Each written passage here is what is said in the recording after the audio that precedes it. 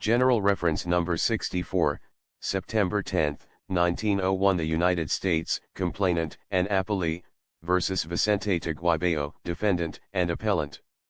Decision Torres, J. On the morning of May 27 of the current year, Vicente Taguibao, Francisco Bancut, and Pedro Bancut went to a place called Buckwood, in the town of Aguad. Taguibao, upon seeing Matias Paguim engaged in plowing a piece of land which was the subject matter of a dispute between Pedro Bancut and Vicente Gamut, immediately attacked Paguim, inflicting blows upon his neck with the back of the bolo.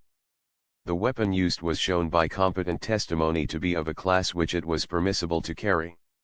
As a result of these blows, Paguim, who defended himself with his hands, received 2 slight wounds, before the combatants were separated by the bystanders, who subsequently testified in the case.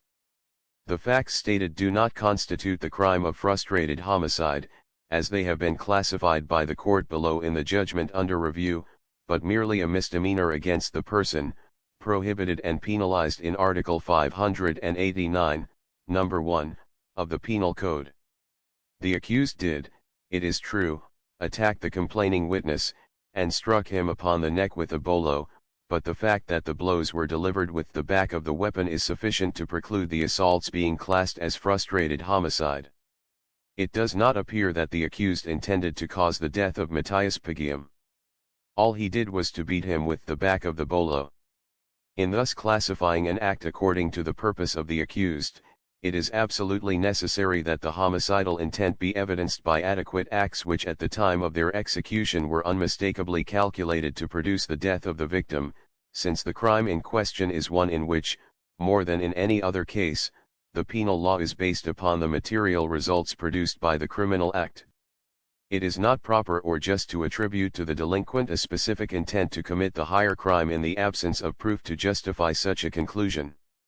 In the present case it cannot be inferred the accused intended to kill Matias Paguim. He did not strike him with the cutting edge of the bolo. Consequently, the assault committed by him does not constitute the crime of frustrated homicide, and the defendant should be acquitted.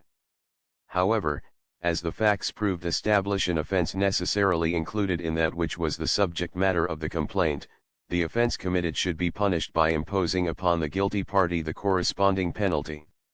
The judgment of the court below is reversed and Vicente Taguibao y Calimarin acquitted with the costa officio. The defendant is condemned to the penalty of 5 days of arresto menor and to pay a fine of 125 pesetas, or in default thereof its equivalent in subsidiary imprisonment. So ordered. Ariano, C.J., Cooper, Willard, Ladd, and Mappa, J.J., concur.